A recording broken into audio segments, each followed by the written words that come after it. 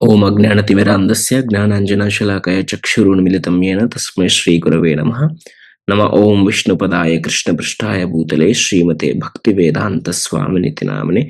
నమస్తే సారస్వతీ దేవి గౌరవాణి ప్రచారిణి నిర్విశేష శూన్యవాది పాశ్చాత్య దేశతారిణి. జయ శ్రీ కృష్ణ చైతన్య ప్రభు నిత్యానంద శ్రీ అద్వైత గదధరా శ్రీవాస్ ఆది గౌర భక్తవృంద. హరే కృష్ణ కృష్ణ కృష్ణ హరే హరే, హరే రామ రామ రామ హరే హరే. హరే కృష్ణ అందరికి. సో మనము భీష్మ స్తుతి నేర్చుకుంటున్నాము. దాంట్లో భాగంగా మనము భీష్ముని యొక్క చరిత్ర అనేది చాలా వివరంగా నేర్చుకున్నాం. అలాగే భీష్మ స్తుతిలో మొదటి 3 శ్లోకాలు కూడా మనం ఫినిష్ చేసాం. దాంట్లో మొదటిది వచ్చేసరికి శ్రీమద్ భాగవతంలోని మొదటి స్కందంలోని 9వ అధ్యాయంలో 32వ శ్లోకం నుంచి మొదలు పెట్టుకొని 11 శ్లోకాలు భీష్మస్తుతి ఉంటుంది. దాంట్లో మొదటి శ్లోకం శ్రీ భీష్మ ఉవాచ ఇతి మతి రూపకల్పితా వితృష్ణ భగవతి సాత్వత పుంగవే విభూమ్ని స్వసుఖముపగతే క్వచిద్విహర్తుం ప్రకృతిముపేయుషి యద్భవా ప్రవాహ. ఇక్కడ ఏం చెప్తున్నారంటే భీష్మదేవుడు అంపశయ పైన పడుకున్నాక, యుద్ధం అయిపోయాక శ్రీకృష్ణుడు యుధిష్ఠిర మహారాజుని భీష్ముడి దగ్గరికి తీసుకొచ్చి వివిధ ధర్మాల గురించి బోధించాడు భీష్మదేవుడు యుధిష్ఠిర మహారాజుకి. దాంట్లో చివరిగా అన్ని ధర్మాలు, వివిధ ధర్మాలు, రాజధర్మము, స్త్రీ ధర్మము, ఇవి వివిధ రకాల ధర్మాలు బోధించిన తర్వాత చివరిగా ఉత్తరాయణ కాలం వచ్చినందున భీష్ముడు తన చివరి క్షణాలని భగవంతుని యొక్క రూపం పైన, భగవంతుని యొక్క లీలల పైన నిమగ్నం చేయాలని డిసైడ్ అయిపోయి చెప్తున్నారేమని, ఇతి ఈ విధంగా నా మతిని ఉపకల్పిత వితృష్ణ, నేను ఇప్పుడు భగవంతుని పైన ఎటువంటి కోరికలు లేకుండా భగవంతుని పైన నా ఆలోచనని నేను నిమగ్నం చేస్తాను అని సంకల్పం తీసుకుంటున్నారు ఇక్కడ. ఇతి మతిర్ ఉపకల్పిత వితృష్ణ భగవతి సాత్వత పుంగవే విభూమ్ని. ఎవరిపైన నిలుపుతున్నాడంటే తన దృష్టిని సాత్వత పుంగవ అంటే సాత్వత డైనస్టీలో, సాత్వత కులంలో ఉన్నతుడు, లేదంటే డివోటీస్లలో ఉత్తమమైన డివోటీ అన్నట్టు మన సాత్వత పుంగవే అని చెబుతున్నా. స్వసుఖముపగతే క్వచిద్ విహర్తుం ప్రకృతిం ఉపేయుషి యద్భవ ప్రవాహ. ఆ భగవంతుడు ఎలాంటి వాడంట, తన స్వంత సుఖాన్ని వదిలేసి కొన్నిసార్లు భగవంతుడు తన ఆధ్యాత్మిక ప్రపంచం నుంచి ఈ భౌతిక ప్రపంచానికి అవతరిస్తాడంట. అటువంటి భగవంతుని పైన నా మతిని నేను ఉపకల్పిత నిమగ్నం చేస్తున్నాను అని చెప్పేసి చెప్తున్నారు. అదే విధంగా నెక్స్ట్ లో ఏం నేర్చుకున్నాం మనం, త్రిభువన కమానం తమాల వర్ణం రవికర గౌరవరాంబరం దధానే వపురలకకులావృతాననాబ్జం విజయ సకేరతిరస్తు మే నవాద్య. ఇక్కడ ఏమంటున్నారు, త్రిభువన కమనం, ఈ ముల్లోకాలకు కావలసిన వాడు, the most desirable person for the 3 planetary systems is Krishna. ఆ కృష్ణుడు యొక్క వర్ణం ఎలాంటిదంట, తమాల వర్ణం. తమాల అనే ఒక చెట్టు ఉంటుంది. ఆ తమాల బ్లూయిష్ కైండ్ కలర్ లో ఉంటుంది. ఆ తమాల వర్ణం ఆ కలర్ లో ఉంటాడంట. రవికర గౌరవర అంబరం దధానే. నెక్స్ట్ ఏంటంట, తను ఈ గ్లిటరింగ్ డ్రెస్ వేసుకుంటున్నాడంట, పీతాంబరం అంటాం కదా. సో అలాంటి డ్రెస్ వేసుకొని వపురల్లక కులావృతాననాబ్జం, తన ఫేస్ ఎలా ఉందంట, ఒక లోటస్ లాగా ఉందంట, ఒక తామర పువ్వు లాగా తన ఫేస్ ఉందంట. నెక్స్ట్ అలాగే తన బాడీ వపుర్ అలక కులావృతాననాబ్జం, తన బాడీ వచ్చేసరికి చందనంతో డెకరేట్ చేసి ఉందంట. విజయసకే రతి రస్తుమే నవాద్య, అటువంటి విజయసకుడు. ఇక్కడ విజయసకుడు అని ఎందుకు వాడుతున్నారంటే, అంతకుముందు యుద్ధం జరిగింది, దాంట్లో అర్జునుడు భగవంతుని ఫ్రెండ్ ఎలాగో అని చెప్పుకున్నాం మనం భగవద్గీతలో. ఏంటది? భక్తోచి సఖాత్మ్యం. సో సఖుడు భక్తుడు ఎవరు? అర్జునుడు. సో ఆ అర్జునుడి యొక్క సఖుడు లాగా ఇక్కడ విజయ అంటే అర్జునుడు ఇక్కడ.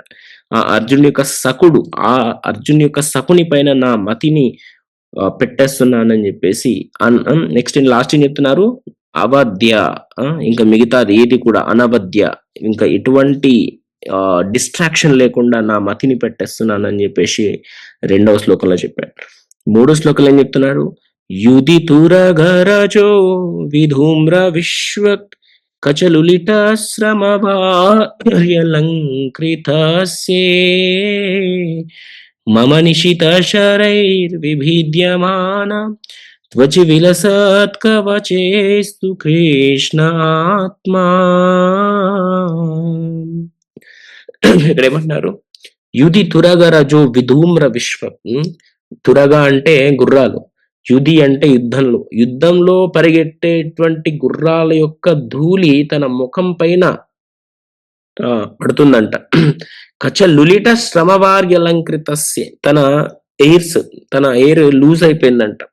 అటువంటి శ్రమవార్యలంకృతస్య, ఆ చెమటతో, ఆ దుమ్ముతో, ఆ లూజ్ ఎయిర్ తో భగవంతుడు ఎంతో అందంగా ఉన్నాడని భీష్మదేవుడు భగవంతుని యొక్క అందాన్ని వర్ణిస్తున్నాడు. ఇంతకుముందు భగవంతుని యొక్క రూపాన్ని వర్ణించారు, ఇప్పుడు భగవంతుని యొక్క అందాన్ని వర్ణిస్తున్నారు ఇక్కడ. మమ నిశిత శరైర్ విభిద్యమాన, నా నిశిత అంటే వెరీ షార్ప్. మమ నా షార్ప్ శరైర్, బాణాలతోని కొడతా ఉంటే భగవంతుడు ఎంజాయ్ చేస్తున్నాడు, దాన్ని వీర్య రసంలో ఎంజాయ్ చేస్తున్నారు.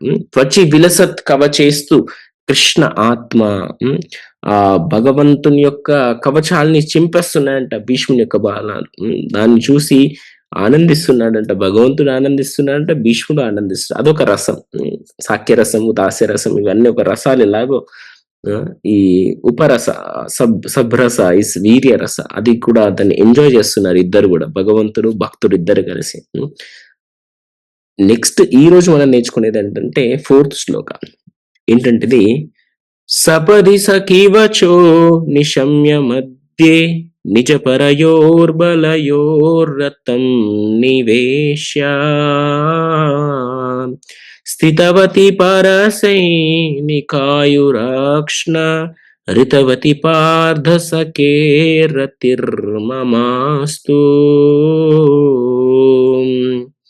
ఏమంటున్నారు ఇక్కడ?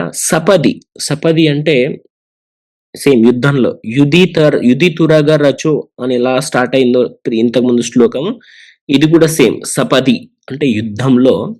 ఏమంట? సఖి వచో, సఖి అంటే ఫ్రెండ్, వచో అంటే వచనం అంటే మాట. ఆ ఫ్రెండ్ చెప్పినటువంటి మాట. ఇక్కడ వచో అనే దానికి ఇంకొక అర్థం ఏంటంటే కమాండ్ అని కూడా అర్థం ఇక్కడ. సో ఆ ఏమని కమాండ్ చేస్తున్నాడు అర్జునుడు?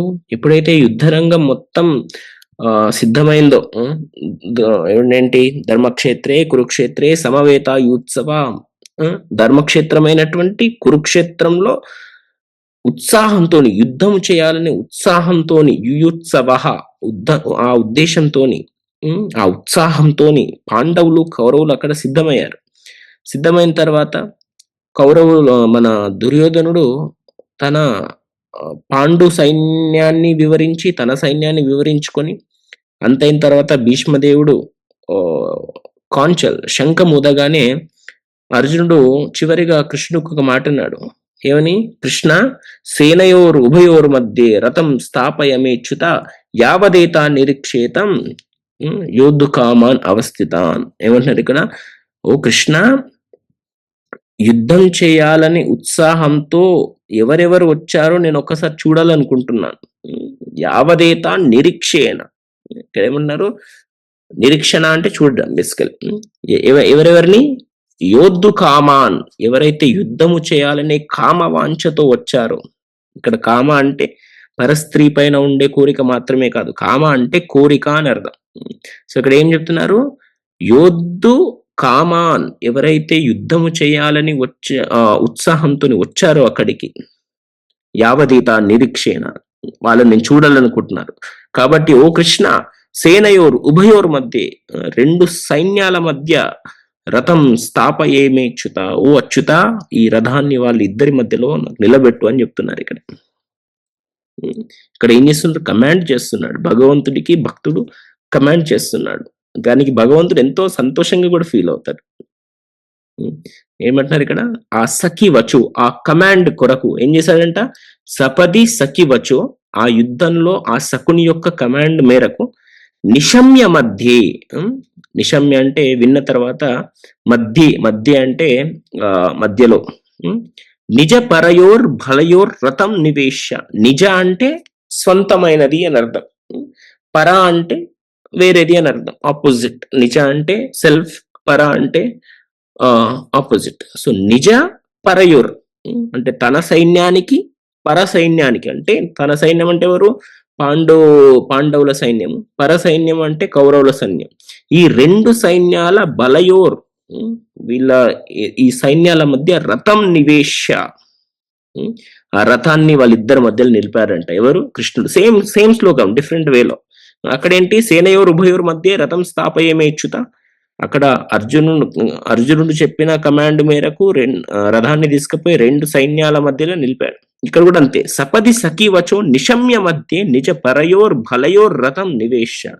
ఈ రెండు సైన్యాల మధ్య తీసుకెళ్లి రథాన్ని నిలబెట్టాడంట. నిలబెట్టి ఏం చేస్తుండంట? స్థితవతి, అక్కడ నిల్చొని ఏం చేస్తుండంట భగవంతుడు? అక్కడ నిల్చొని పరసైనికాయురాక్ష్ణ. ఎప్పుడైతే అర్జునుడు, దుర్యోధనుడు భగవంతుని దగ్గరికి వెళ్ళాక నీకేం కావాలి అని అడిగితే అర్జునుడు ఏం చెప్పాడు? నాకేం అవసరం లేదు, నువ్వు పక్కన ఉంటే చాలు అన్నాడు. ఎప్పుడైతే దుర్యోధనుడు ఏం కోరుకున్నాడు? నాకు నువ్వు తప్ప మిగతా అన్ని కావాలని కోరుకున్నాడు, ఇండైరెక్ట్ గా. కానీ అర్జునుడు ఏమన్నాడు? నాకేమొద్దు, నువ్వు ఉంటే చాలని. అప్పుడు కృష్ణ ఏమన్నాడు? జాగ్రత్త అర్జున, ఎందుకంటే నేను కనీసం ఒక ఆయుధం కూడా లేపను, ఆయుధం కూడా పట్టుకోను అని చెప్పాడు. కానీ ఇక్కడ భగవంతుడు తన కళ్ళని ఆయుధాల్లాగా వాడుతున్నారు. ఇక్కడ ఏమంటున్నారు? స్థితవతి, అక్కడ నిల్చొని పరసైనికులు అంటే కౌరవుల యొక్క ఆయు అంటే తన జీవితం, ద డ్యూరేషన్ ఆఫ్ లైఫ్, తన జీవిత కాలం. ఆ ఆయువుని అక్ష్ణ అంటే చూడడం. ఋతవతి, జస్ట్ తన చూపు ద్వారానే భగవంతుడు కౌరవ సైన్యం యొక్క ఆయుష్ను తగ్గించేస్తున్నాడంట, just by looking at them. నేనేమంటున్నాడు? నేను అసలు ఆయుధమే లేప అంటున్నారు. తన కళ్ళని ఆయుధాల్లాగా చూసుకొని పరసైనికాయురాక్షణ ఋతవతి, పరసైనికుల యొక్క ఆయువును జస్ట్ చూసి తీసేస్తున్నాడంట. ఇంతకుముందు దామోదరాష్టకంలో మనం చెప్పుకున్నాం, కృపా దృష్టి వృష్ట్యాతి దీనంబతాను. ఓ కృష్ణ, నీ చల్లని చూపు, కృప కలిగినటువంటి ఆ చూపును నా వైపు చూడు అని చెప్పేసి మనం ప్రేయర్ చేసాం దామోదరాష్టకం అన్న కార్తీక మాసంలో. కానీ అదే చూపు ఇక్కడ ఏం చేస్తుందంట? ఆ ఆయుష్ని తీసేస్తుందంట. ఎవరి ఆయుష్ని? కౌరవ సైన్యం యొక్క ఆయుష్ని తీసేస్తుందంట. పర సైనికాయురాక్షణ ఋతవతి, ఆ పర సైనికుల యొక్క ఆయుష్ని తీసేస్తుందంట జస్ట్ చూపు. చల్లని చూపు, ఏ చూపు అయినా చూడండి ఇక్కడ. కానీ భగవంతుని చూపు అక్కడ కూడా చల్లని చూపు, యుద్ధంలో కూడా. ఎందుకంటే భగవంతుడు వాళ్ళ ఆయుష్ని క్షీణింపజేసేటప్పుడు వాళ్ళ మీద కోపంతో క్షీణింపజేయడు. ఎందుకంటే సమూహం సర్వభూతేషు, ఎందుకంటే భగవంతుడికి ప్రతి ఒక్కళ్ళు సమానమే. ఇప్పుడు మనకి ఇద్దరు బిడ్డలు ఉన్నారనుకోండి, ఒక బిడ్డ తప్పు చేస్తే వాడి మీద కోపం వస్తుంది. ఇక్కడ నిజంగా కోపం వచ్చి చంపేస్తామా వాడిని? చంపేయము. చంపేయాలన్నా ఎంతో బాధతో చంపేస్తాం. పొరపాటును చంపేయాలంటే చంపము, బట్ చంపేయాలంటే. అలాగే కృష్ణుడు కూడా వాళ్ళకు ఎంతో కరుణతో వాళ్ళ వైపు చూసి వాళ్ళ ఆయుష్ని క్షీణింపచేసి వాళ్ళకు మోక్షాన్ని అందిస్తున్నాడు భగవంతుడు. అది భగవంతుని యొక్క కృప. అందుకే కరుణామయుడు భగవంతుని అంటాం. కరుణార్ణవ, కరుణా సాగరుడు, కరుణ నిధి, ఎన్నో పేర్లు. కరుణ కరుణ కరుణ కరుణ కరుణ కరుణ కరుణ, అది భగవంతుని యొక్క గొప్పతనం. అదేవిధంగా మనం కూడా భగవంతుని యొక్క క్వాలిటీస్ మనకు అంత నిండుగా ఉండవు, కానీ భగవంతుని యొక్క క్వాలిటీస్ని మనం కొన్ని కొద్ది క్వాలిటీతో ఉంచుకోవాలి. మనం కూడా అందరినీ సమానంగా చూడాలి, ప్రతి ఒక్కరిని మనం సమానంగా చూడాలి. సమూహం సర్వభూతేషు, ప్రతి ఒక్కరిని సమానంగా చూడాలి. నిన్న మనం చెప్పుకున్నాం నిన్న క్లాస్‌లో. యమరాజు యమదూతలను పంపినప్పుడు కొన్ని గుర్తులుండాలి. అప్పుడు యమదూతలు మన దగ్గరికి రారు అని. దాంట్లో గుర్తులో భాగంగా ఊర్ధ్వపుండ్రం అంటే ఈ తిలకం, అంటే పైన పోయే తిలకం, మెడలో తులసి మాల అని చెప్పుకున్నాం. ఇది ఎక్స్‌టర్నల్ ఐడెంటిఫైయర్స్. అలాగే అదే యమరాజు, అదే యమదూతలకు ఇంటర్నల్ ఐడెంటిఫైయర్స్ కూడా చెప్పాడు. దాంట్లో ఒక ఐడెంటిఫైయర్ ఏందంటే, వైష్ణవుడు అంటే వాడు ప్రతి వాళ్ళను సమానంగా చూడాలి. ఎవరిని తక్కువ చేసి మాట్లాడొద్దు. ఎవరిని ఎక్కువ చేసి అందరూ సమానమే వైష్ణవుడికి. విద్యా వినయే సంపన్నే బ్రాహ్మణే గవిహస్తిని సునిశ్చయవ స్వపాకేచ్చ పండిత సమదర్శిన. అంటే వైష్ణవుడికి ఒక విద్య కలవాడైనా, వినయం కలవాడైనా, లేతే కుక్కల్ని తినే నీచమైన వాడైనా, మాంస భక్షణ చేసేవాడైనా అందరూ సమానంగానే కనిపించాలంట. అది వైష్ణవుడికి ఉండవలసిన లక్షణం.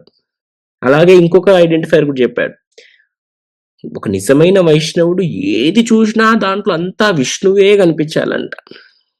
ఏది చూసినా. ఇప్పుడు మీరు ఒకళ్ళకు వైష్ణవులకు నమస్కారం పెడుతున్నారు దండం అది వంగి. ఎందుకంటే అందులో ఉన్న మీరు క్షీరోదాక్షయ విష్ణువుని చూడాలంట. ప్రతి జీవిలో ఉన్న ఆ విష్ణువుని చూడాలంట మనం. అందుకే మాంసాహారం కూడా మనం ఎందుకు తినకూడదు అంటే, ఆ కోడిలో కూడా, మేకలో కూడా మనకు విష్ణువు ఉన్నాడు. దానికి దండం పెట్టాలి మనం. చంపేయొద్దు. ఎప్పుడైతే మనము అంతటా గనక విష్ణువుని చూడగలిగితే అది ఒక ఐడెంటిఫైయర్ మనం వైష్ణవుడు అని చెప్పడానికి. ఇక్కడ అదే చెప్తున్నారిక్కడ. ఏమిటి? స్థితవతి పరసైనికాయురాక్ష్ణ ఋతవతి. ఆ చూపు ద్వారా అక్కడ సైనికులని అందరిని చంపేస్తున్నాడంట. కాకపోతే ఆళ్ళకి ఏమిస్తున్నాడు? మోక్షం ఇస్తున్నాడు. అది భగవంతుని యొక్క కృప. ఎవరి చూపైతే చల్లని చూపు అనుకున్నామో, అదే చూపు వాళ్ళ ఆయుష్‌ని క్షీణింపజేస్తుంది. కాకపోతే వాళ్ళకు భగవంతుడు కృపతోని క్షీణింపజేస్తున్నాడు ఆయుష్‌ని, కోపంతో కాదు. ఎందుకంటే సమోహం సర్వభూతేషు నమే ద్వేషోస్తి నా ప్రియ. ఎవరు నాకు ఇష్టమైన వాళ్ళు కాదు, ఎవరు నాకు శత్రువులు కాదు. అందరూ సమానమే నాకు అని చెప్తున్నాడు ఇక్కడ భగవంతుడు. ఇంకా విష్ణు పురాణం ఏం చెప్తుందంటే, ప్రకృతి వైపు భగవంతుడు జస్ట్ ఒక చిన్న చూపు ఇలా చూస్తే ఆ ప్రకృతి మొత్తం మేనిఫెస్ట్ అవుతదంట. మనమందరం ఎలా పుట్టామంటే జస్ట్ భగవంతుని యొక్క చూపు ప్రకృతి పైన పడగానే మొత్తం ఈ కాస్మోస్ అనేది మేనిఫెస్ట్ అవుతదంట. సో, భగవంతుని యొక్క చూపు క్రియేట్ చేయగలదు. భగవంతుని యొక్క చూపు మెయింటైన్ చేయగలదు. భగవంతుని యొక్క చూపు డిస్ట్రాయ్ కూడా చేయగలదు. అది భగవంతుని యొక్క చూపు యొక్క ప్రత్యేకత.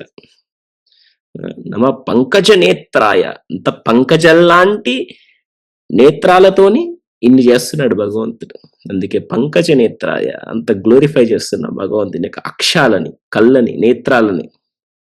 మీకు హోంవర్క్ ఇచ్చాను. మీరందరూ రాసారో లేదో. భగవంతుని యొక్క ప్రతి ఒక్క అంగాన్ని పద్మాలతో పోల్చారు. తామర పువ్వులతో, లోటస్‌లతో పోల్చారు. ఆ శ్లోకాన్ని మీరందరూ రాసుకొని రండి. నేత్రాలు, పాద పద్మాలు, పద్మనాభుడు. సో, ప్రతి ఒక్కటి పద్మం, పద్మం, పద్మం, పద్మం. సో, అందుకే కొన్ని ఫెస్టివల్స్‌కి భగవంతుడికి ఫ్లవర్ డ్రెస్ కుట్టుతారు. తెలుసా మీకు? ఫ్లవర్ డ్రెస్ ఉంటుంది. మొత్తం ఫ్లవర్ డ్రెస్సే. మొత్తం ఫ్లవర్స్‌తో ఉంటుంది డ్రెస్. సో, భగవంతునికి ప్రతి అంగాన్ని పద్మములతో పోలుస్తారు. ఇక్కడేమంటున్నారు? ఆ కళ్ళు కాకపోతే ఈ వీర్య రసం కాబట్టి ఈ రసంలో ఏం చెప్తున్నారు? ఆ చూపుతోని పరసైనిక ఆయుర్ అక్ష్ణ. ఆ చూపు వల్ల పరసైనిక కౌరవుల యొక్క సైనికుల యొక్క ఆయుష్ అనేది క్షీణిస్తుందంట. జస్ట్ భగవంతుని యొక్క చూపుతో. నెక్స్ట్ ఏమంటున్నారు? రితవతి పార్థసఖే రతిర్మమస్తు. ఆ పార్థసఖుడు. పార్థసఖుడు అంటే ఎవరు? కృష్ణ. పార్థ అంటే ఎవరు? అర్జునుడి ప్రిత. ప్రిత అంటే ఎవరు? కుంతి. కుంతి మహారాణి యొక్క కొడుకు ఎవరు? పార్థ. పార్థ సఖుడు ఎవరు? కృష్ణ. కుంతి మహారాణికి ప్రిత అని ఎందుకు పేరు వచ్చింది? ఎందుకంటే ప్రిత అనే వంశంలో పుట్టింది కాబట్టి. ప్రిత మహారాజు అనే వంశంలో సురాసేనకు పుట్టింది కాబట్టి తనకు ప్రిత అని పేరు. తర్వాత కుంతి భోజుడు ద్రౌపదిని దత్తత తీసుకున్న తర్వాత ఆ ప్రిత అనే ప్రిత అనే కుంతి పేరు కుంతి అని మారింది. సో, యాక్చువల్ ద్రౌపది పేరు ఏంటంటే ప్రిత. తర్వాత కుంతి భోజుడు దత్తత తీసుకున్న తర్వాత తనకు కుంతి అని పేరు మార్చబడింది. సో ప్రిత యొక్క కొడుకు కాబట్టి అర్జునుడికి పార్థ అని పేరు. ఆ పార్థ సఖుడు ఎవరు అంటే కృష్ణ. సో ఇక్కడ ఏమన్నారు, ఆ పార్థ సఖే రతిర్మమస్తు, నా రతి, నా మైండ్ మొత్తం ఎక్కడ ఉండాలంట, ఆ పార్థ సఖుడి పైన ఉండాలి అని. ఇక్కడ ప్రతి ఒక్క శ్లోకంలో ఇలా చెప్తున్నారు చూడండి. మన ఫస్ట్ శ్లోకం చూసినట్లయితే ఇతి మతిర్ ఉపకల్పిత వితృష్ణ, నా మతిని మొత్తం ఎక్కడ భగవంతుని యొక్క రూపం పైన ఉండాలి అని ఇక్కడ చెప్తున్నారు. సెకండ్ శ్లోకంలో చూసినట్లయితే విజయ సఖే రతిర్మమస్తు, ఆ విజయ సఖుడి పైన నా మైండ్ ఉండాలి అని చెప్తున్నారు. నా అట్రాక్షన్ మొత్తం అక్కడే ఉండాలి అని చెప్పేసి. అలాగే 34 లో చూసినట్లయితే ఇక్కడెక్కడుంది, ఇక్కడ కవచే అస్తు కృష్ణ ఆత్మ, నా ఆత్మ, నా మైండ్ అనేది ఆ కృష్ణుడి పైన అస్తు ఉండాలి.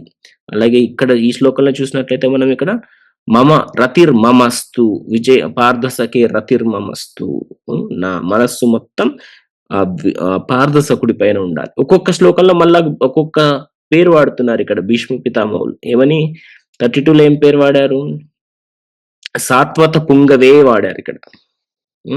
అంటే సాత్వత వంశంలో ఉన్నతుడు, పుంగవే అంటే ఉన్నతుడు, ముని పుంగవ అంటే నారాయణ ముని, అలాగే సాత్వత పుంగవ అంటే భగవంతుడు.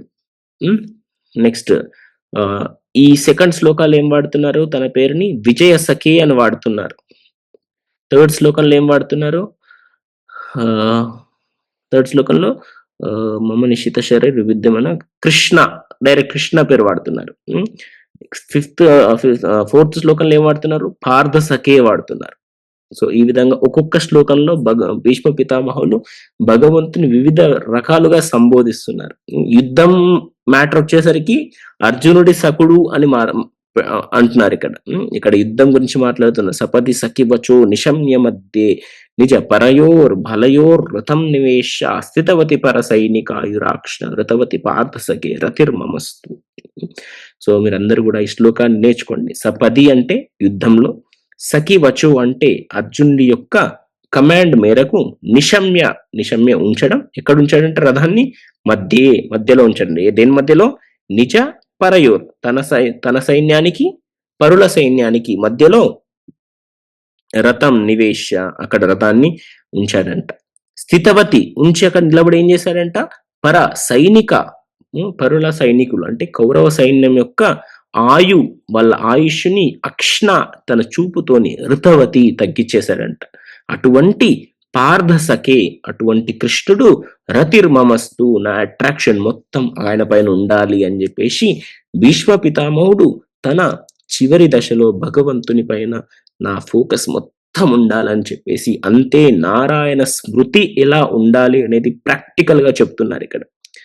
భగవద్గీత మనకు మొత్తం ఏం నేర్పిస్తుందంటే ఇన్స్ట్రక్షన్ బేస్డ్ శాస్త్రం మనకు భగవద్గీత. అంటే ఇలా ఉండాలి, ఇలా ఉండాలి, ఇలా ఉండాలి అని చెప్తుంది. రూల్స్ మొత్తం భగవద్గీత అంటే ఎలా ఉండాలి అని చెప్పేది.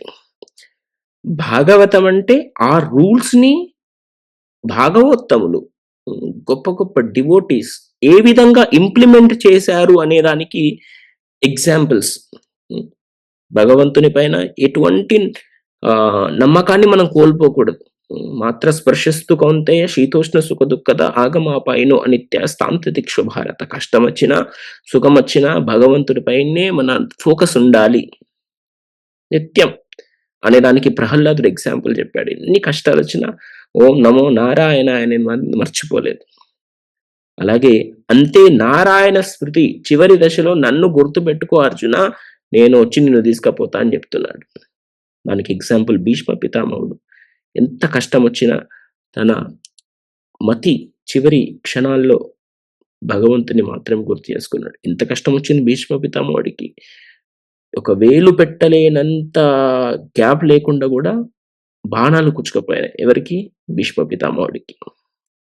మనకు ఐసీయూలో ఫుల్ ఏసీ రూమ్ లో చచ్చిపోతాం, అయినా భగవంతుడు గుర్తుకు రాడు మనకి.